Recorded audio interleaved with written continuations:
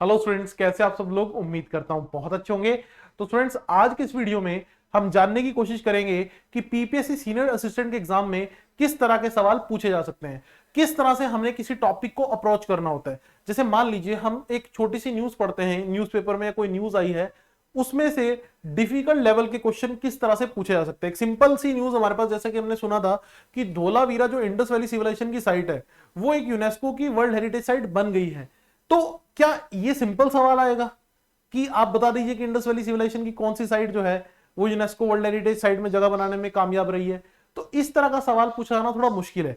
तो आज की इस वीडियो में हम उसी चीज को जानने की कोशिश करेंगे कि डायरेक्ट क्वेश्चन नहीं आते और इनडायरेक्ट क्वेश्चन कैसे पूछे जा सकते हैं। एक पूरा का पूरा एनालिसिस हमारे पास यहां पर होगा कि एक पर्टिकुलर न्यूज जब मेरे पास आती है, उस न्यूज को मुझे एनालाइज करना है जो बड़ी न्यूज होगी, और वहां से कोई ना कोई क्वेश्चन मुझे मिलने के चांस रहेंगे जो अच्छी न्यूज होगी हमारे पास। लेकिन आगे बढ़ने से पहले मैं बता दूं, हमारे जो इनिशिएटिव्स हैं कुछ इस तरह से चल रहे हैं। हमारा वीकली शेड्यूल कुछ इस प्रकार है कि सुबह की शुरुआत करंट अफेयर से होती है और शाम को हमारे पास स्ट्रेटजी वीडियो हमारे पास रहता है कोई ना कोई। तो चलिए जी आगे बढ़ते हैं।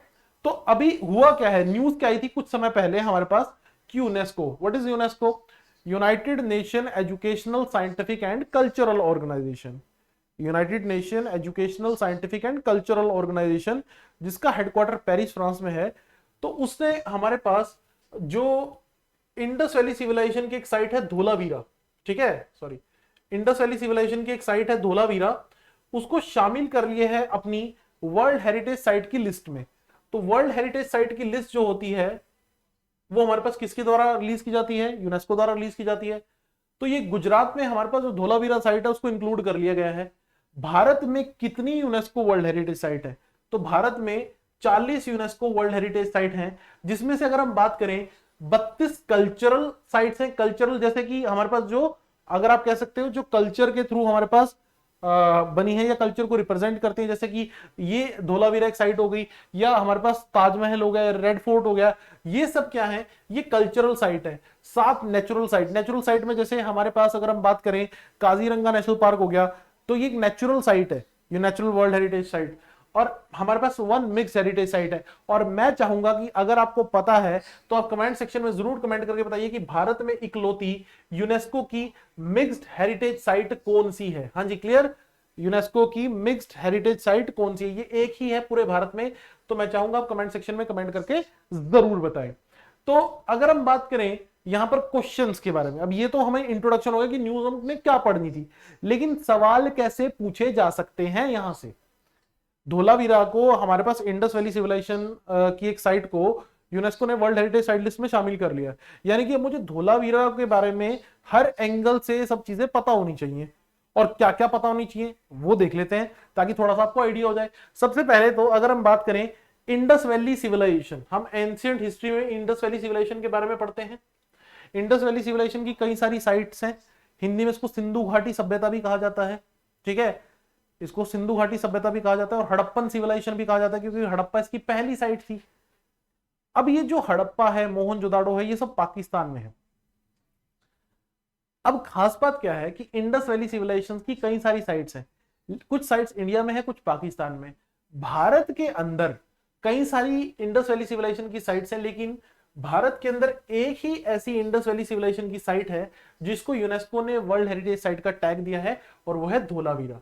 तो पेपर में आपको कंफ्यूज किया जा सकता है इस चीज को लेकर। पहला पॉइंट तो ये हो गया कि धोलावीरा इंडस वैली सिविलाइजेशन की भारत की इकलौती साइट, भारत की, याद रखिएगा, भारत वर्ड आ गया, इंडिया वर्ड आ गया, भारत की इकलौती साइट है जिसको UNESCO World heritage site list में जगह मिली है। उसके अलावा ये गुजरात में है धोलावीरा। तो गुजरात से यूनेस्को के अंदर कितनी वर्ल्ड हेरिटेज साइट्स हैं? तो याद रखिए, गुजरात से टोटल 4 यूनेस्को की वर्ल्ड हेरिटेज साइट्स हैं। ये भी सवाल आपसे पूछा जा सकता है, हाँ जी, कि हमारे पास किस स्टेट से सबसे ज्यादा है वर्ल्ड हेरिटेज साइट्स है? तो आंसर रहेगा महाराष्ट्र। किस स्टेट से सबसे ज्यादा यूनेस्को वर्ल्ड हेरिटेज साइट्स है? तो आंसर रहेगा महाराष्ट्र। अगर मैं बात करूं गुजरात से कितनी यूनेस्को वर्ल्ड हेरिटेज साइट्स हैं, तो गुजरात से 4 यूनेस्को वर्ल्ड हेरिटेज साइट्स हमें देखने को मिलेंगी। और कुछ यूनेस्को वर्ल्ड हेरिटेज साइट्स का एग्जांपल मैंने यहां पर आपके लिए स्क्रीन पे रखा है, जैसे अजंता केव्स हैं, हम्पी के मॉन्यूमेंट्स हैं, हुमायूं टॉम्ब है, सन टेंपल कोणार्क, बुद्धिस्ट मॉन्यूमेंट, ये सांची का स्तूप आपको यहां पर दिखाई दे रहा है basically, Khajuraho monument, Fatehpur Sikri, Manas wild life sanctuary, Mahabodhi temple, ये सब जो चीजें आपको स्क्रीन पे दिखाई दे रही हैं, these are some of the example of UNESCO World Heritage sites. Okay, चलिए धोलावीरा के बारे में कुछ और इंफॉर्मेशन जान लेते हैं। तो धोलावीरा की डिस्कवरी कब हुई थी, इसको पहली बार खोजा किसने था और कौन से ईयर में खोजा गया था? दो सवाल। तो पहले सवाल का आंसर है 1968 में इसकी डिस्कवरी हुई। किसने इसको डिस्कवर किया?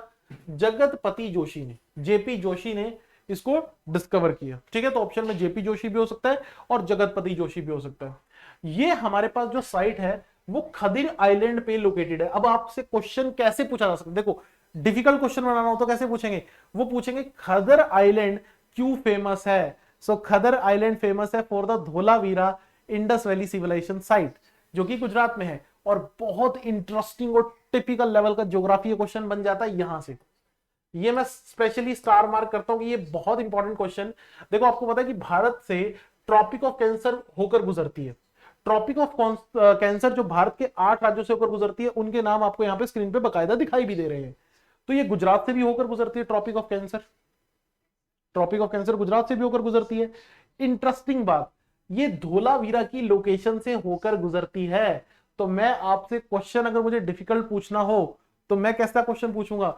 मैं पूछूंगा आप उस साइट का नाम बताइए जो गुजरात से है और उसके बीचों बीच से ट्रॉपिक ऑफ कैंसर की लाइन पास करती है।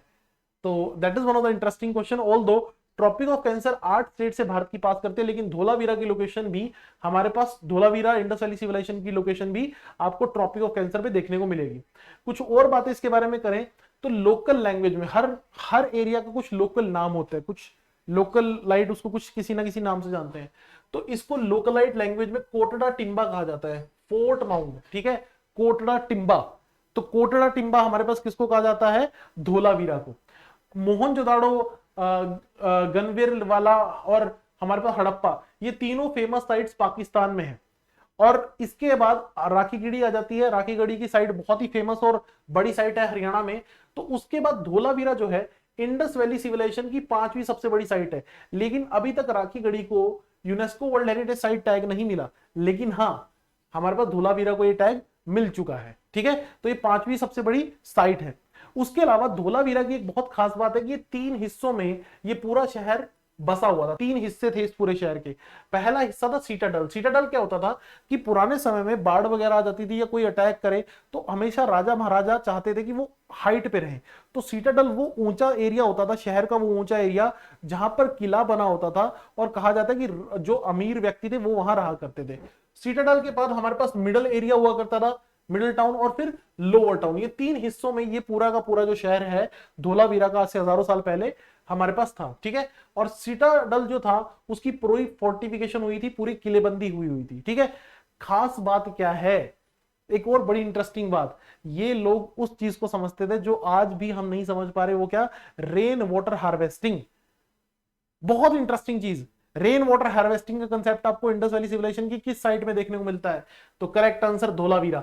यहां पर इन्होंने टैंक्स बनाए हुए थे, रेन वाटर को स्टोर करते थे, फ्रेश वाटर को हार्वेस्ट करते थे।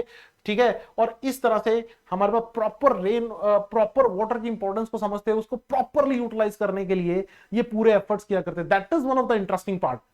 सो are you getting my point or not? देखो न्यूज तो सिर्फ एक ही आई थी हमारे पास कि धोलावीरा इंडस वैली सिविलाइजेशन की नई साइट बन गई है। Sorry, Dholavira Indus Valley civilisation से हमारे पास जो है वो यूनेस्को की नई वर्ल्ड हेरिटेज साइट बन गई है। लेकिन सवाल देखिए कितने वैरायटी के यहां पर निकलकर सामने आ रहे हैं। तो जब तक आप टॉपिक को पूरा एनालाइज नहीं करेंगे तो पीपीएससी के सवालों के आप प्रॉपर जवाब नहीं दे पाएंगे। ये आपको नैब तहसीलदार का एग्जाम देखकर काफी हद तक पता चल ही गया होगा। अगर हम बात करें कुछ डिस्टिंक्टिव फीचर है, कुछ डिस्टिंक्ट फीचर है धोलावीरा साइट के, तो cascading series of water reservoir, पहला ये ऑलरेडी हम फीचर डिस्कस कर चुके हैं कि इन्होंने सिस्टम इस तरह से बनाया हुआ था कि पानी को स्टोर ये लोग किया करते थे। यहां पर 2 मल्टीपर्पज ग्राउंड हमें देखने को मिलते हैं, बहुत बड़े बड़े ग्राउंड। एक को ये फेस्टिवल्स के लिए यूज किया करते थे, ठीक है, फेस्टिविटीज के लिए यूज किया करते थे, अदर को मार्केट प्लेस के रूप में। यहां पर अलग अलग 9 गेट मिले हैं जिनके यूनिक डिजाइन है। तो पेपर में आपसे सवाल आ सकता है कि इंडस वैली सिविलाइजेशन की कौन सी ऐसी साइट है जहां पर 9 गेट्स हैं विद यूनिक डिजाइन? तो करेक्ट आंसर रहेगा धोलावीरा।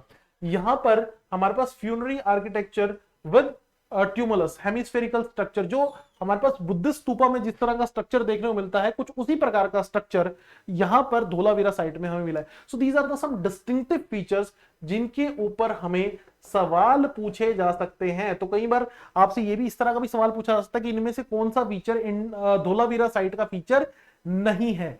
तो वो आप तब कब आंसर कर पाओगे, वो आप तभी आंसर कर पाओगे जब आपको सारे फीचर्स के बारे में नॉलेज होगी। तो देखिए एक छोटे सी चीज को हमने यहां पर कितने अच्छे से समझा और हमने जानने की कोशिश की कि कोई हमारे पास न्यूज आती है तो प्रॉपर एनालिसिस उसका बहुत जरूरी है, ताकि पेपर में आप उसके रिलेटेड सवाल हल कर पाए।